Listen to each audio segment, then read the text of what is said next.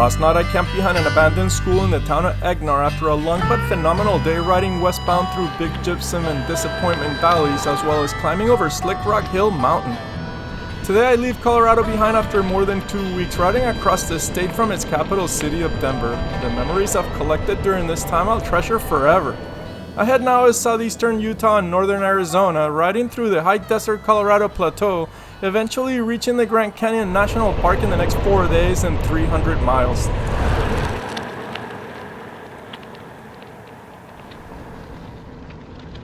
That's where I'm heading. Should be 21 miles. After 10 miles on Colorado Highway 141, I'll take a westbound right turn on US Route 491. This highway serves what is known as the Four Corners region of the United States, running through the states of New Mexico, Utah, and Colorado. It runs for 194 miles starting at the town of Gallup, New Mexico, running north to the town of Monticello, Utah, just 20 miles away from where I'm at. That's it, Colorado behind me. What a time I had in that state. I will never ever forget a day from Denver over the Rockies and battling cold fronts. Woo! To the north one can see Mount Peel, the highest point in the La Salle Mountains and the second highest in the state at 12,726 feet. And to the southwest are the Navajo Mountains just west of the city of Monticello and south of Canyonlands National Park with its highest peak at 11,360 feet.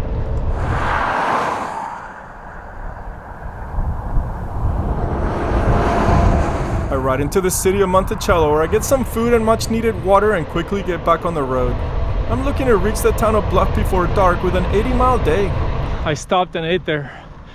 Those 30 first miles, west-northwest wind, ripping cold, and now I have a tailwind. I made a direct turn to the south on 191.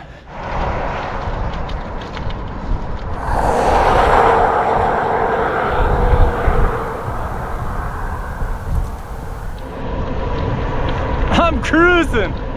Woo! I'm not even paddling, I'm going 26. As the morning fades away, the temperatures start rising and I pedal away at the mostly descending 21 miles to reach the city of Blanding. I put on some tunes on my headphones and take in this amazing day.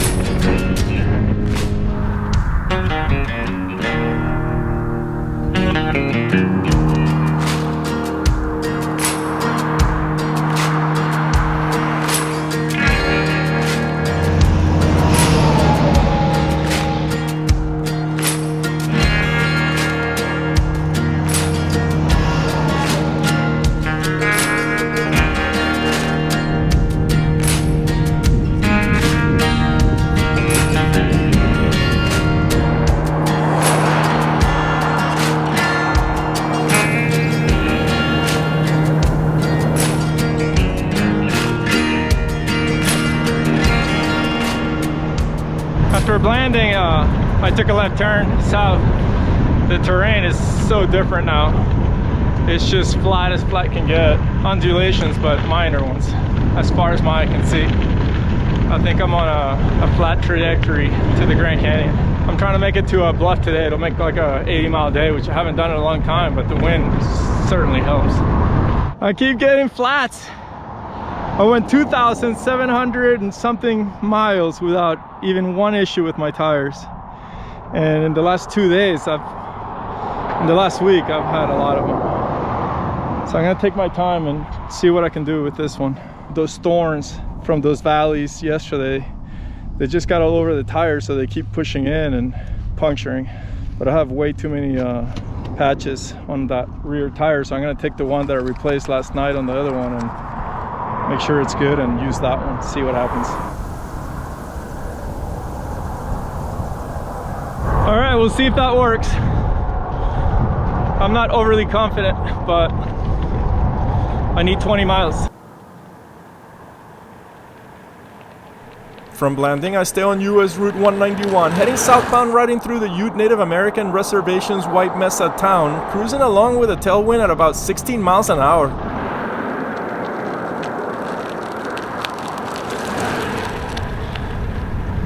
"10 miles and all good," so. And I got another 15 miles to get to Bluff. The weather's incredible and warm. It's like in the 70s all of a sudden. All of a sudden, I'm surrounded by picturesque views as the sun starts to go down. The Colorado Plateau Desert I'm on covers over 130,000 square miles in the states of Colorado, Utah, New Mexico, and Arizona. It's made up of high desert with few forested areas, mostly drained by the Colorado River and its Green San Juan and Little Colorado River tributaries. The Colorado Plateau also hosts the second greatest concentration of national parks: the Grand Canyon, Zion, Bryce Canyon, Capitol Reef, Canyonlands, Arches, Mesa Verde, and Petrified Forest.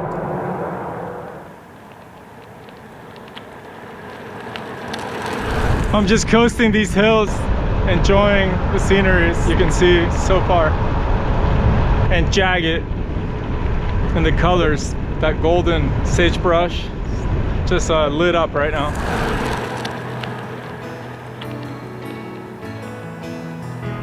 Just like that, I drop into the town of Bluff, where I'm welcomed by an unforgettable scene. I went from a wide open landscape to all of a sudden being enveloped by this magnificent sandstone bluff with its bright yellow fall colored cottonwood trees lighting the way.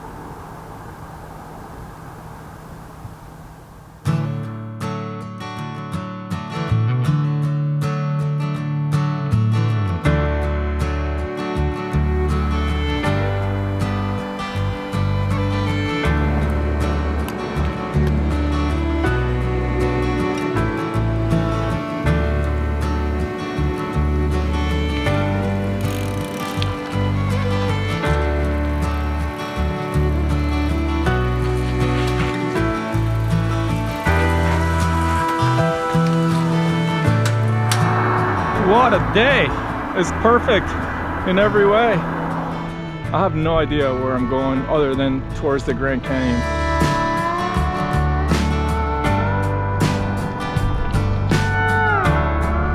With a belly full of sugary coffee and a couple of gas station pizza slices, I get back onto US Route 191 looking to see more of Utah and cross into the state of Arizona by midday. It's a shame not to have seen more of Utah during this tour, but I plan on coming back in 2022 and be sure to take a better look. Right away, the scenery is superb, with sandstone bluffs all around and the very impressive White Rock Point to my left.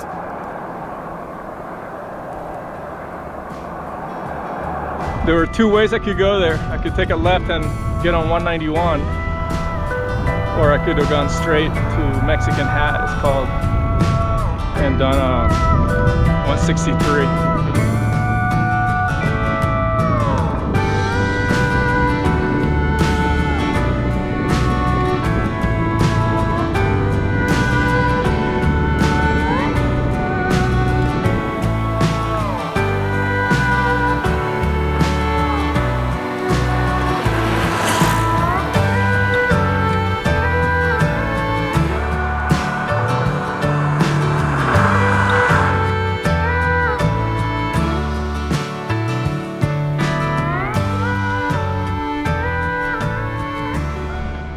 Descending to the San Juan River sets me up for a face-to-face with this massive White Rock Point.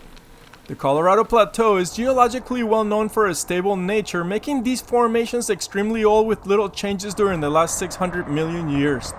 Since I started bicycle touring, I've become much more interested in geology. I think it's because I get to experience the rising and falling nature of topography, having to pedal my way through it. Also finding myself around all kinds of natural wonders created by earth-stretching forces that create mountain ranges and all that go with them, such as the Rocky Mountains. I'm not getting anywhere. The scenery is outstanding and I'm just stopping every quarter mile, it seems like, a half a mile.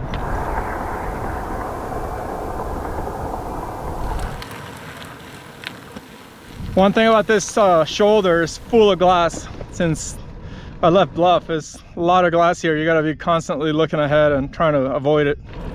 This glass debris all over is a huge fact about my time in Utah and especially Arizona.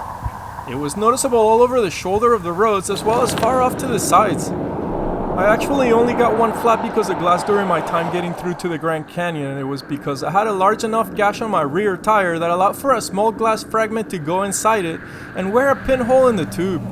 Most of my flats, and there were many, came from the persistent punctures from goat heads. Either way, I found it sad to see so much debris, making me think back at all the thousands of miles I've covered so far and how little debris I actually get to see. In no time, I passed the Utah-Arizona border and say goodbye to Utah, promising to soon come back.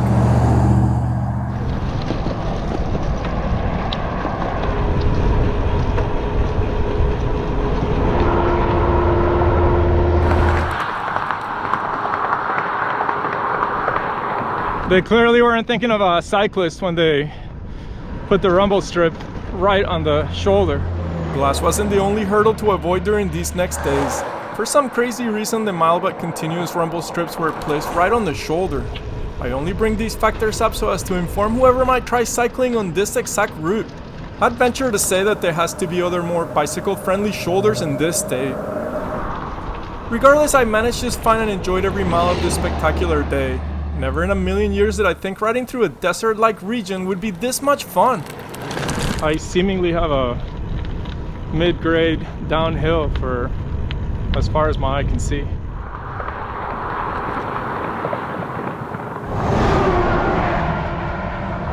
Got late on me. 13 miles to go and the sun's starting to set on this busy road. I wish I wasn't on the road right now, but I can't help it.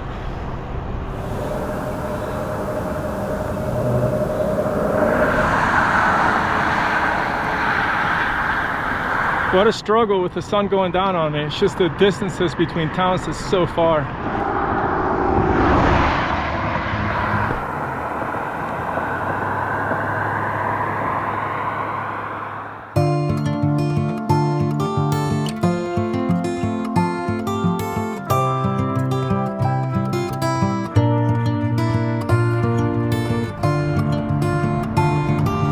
I made an effort to get up and get going early today. I got as many miles as I did yesterday, 76 miles to do. Last night, coming in late like that, not what I want to be doing. All right, let's cover some miles.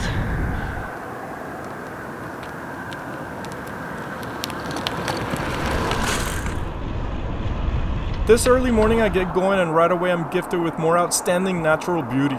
All around me are mesas with their high ridges and escarpments lit up by the early morning light.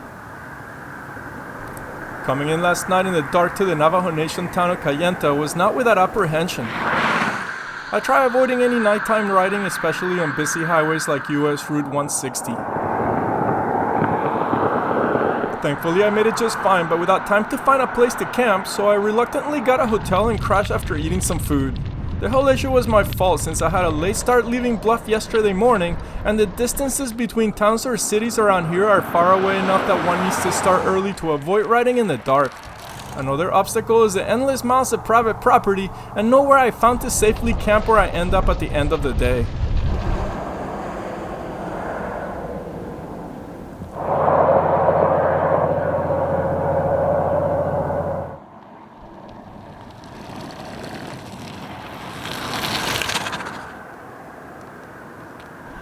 What are the chances that I get a shoulder like this from now on? It's been a struggle for 2.5 days. Once I got into Arizona, the roads behind me are really tough to ride. But now I have this new road here for now, and they haven't even put their rumble strips yet. It's it's a welcome sight. And also the scenery is changing. There's a lot more trees in this area. It's the way it goes. You keep riding, things change. Miles get done, new sights ahead, always.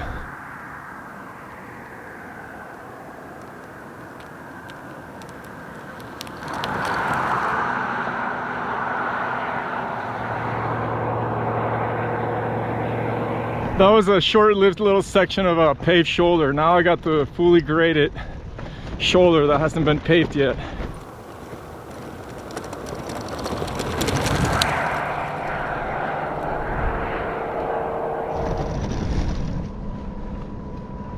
Just gonna get on the lane and keep my eye on the rearview mirror, not play any music, and get out of the way when I see the cars coming, like right here.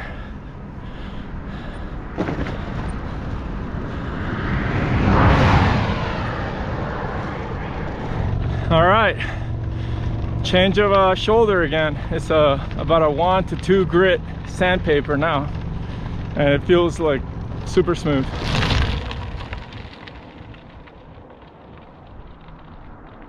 All right, I'm not saying anything this time.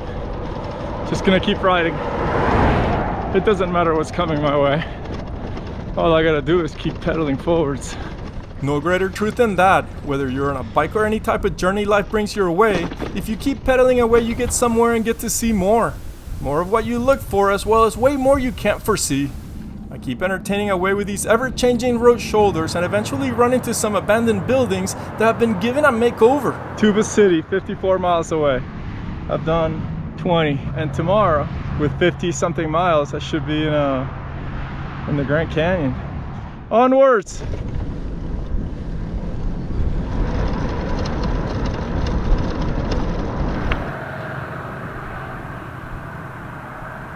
I've been chased by a bull before, so I don't talk to them if they're not behind the fence.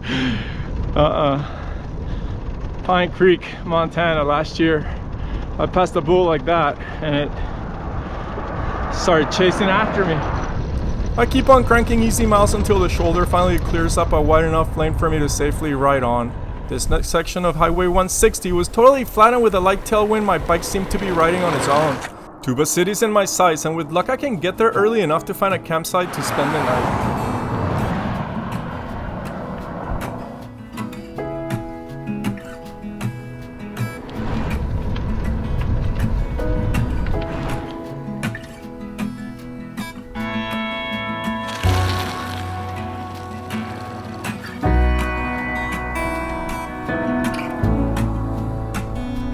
I pass a goat strolling about, and soon after meet up with two very cool people, George and Lily Mann, who were selling jewelry at the Elephant's Feet.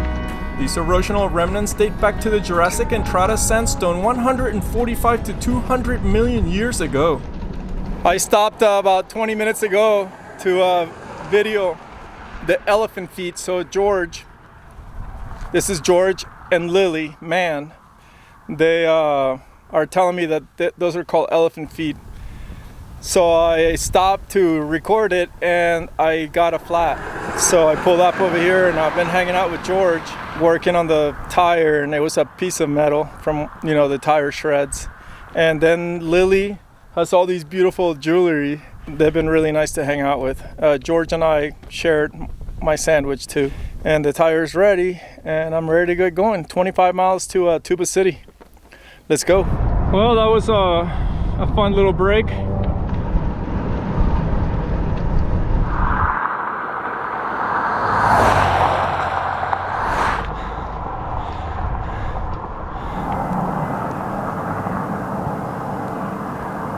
After climbing a nice steep hill on the outskirts of the Navajo Nation town of Tonalea, I came upon one of the straightest and longest mid-grade downhills ever.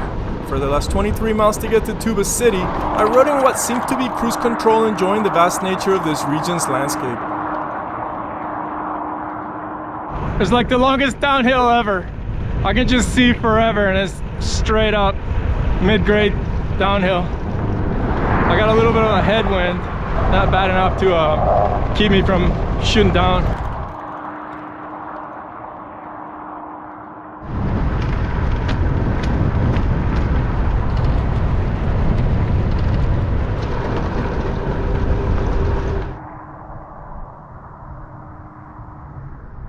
I just had George and Lily ride by and honk their horn and wave at me.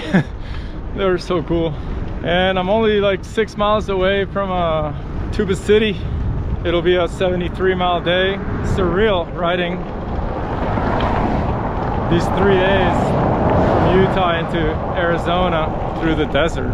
It's just straight up lines, just riding mile after mile, and it's beautiful.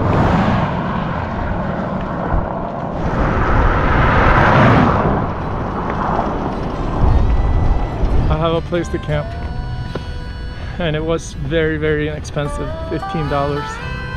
Bathrooms, laundry room, the whole 9 yards.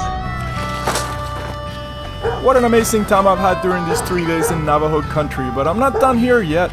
Tomorrow I'll be riding to the Navajo Nation town of Cameron, from where I'll be starting a close to 4,000 foot climb to reach the south rim of Grand Canyon National Park.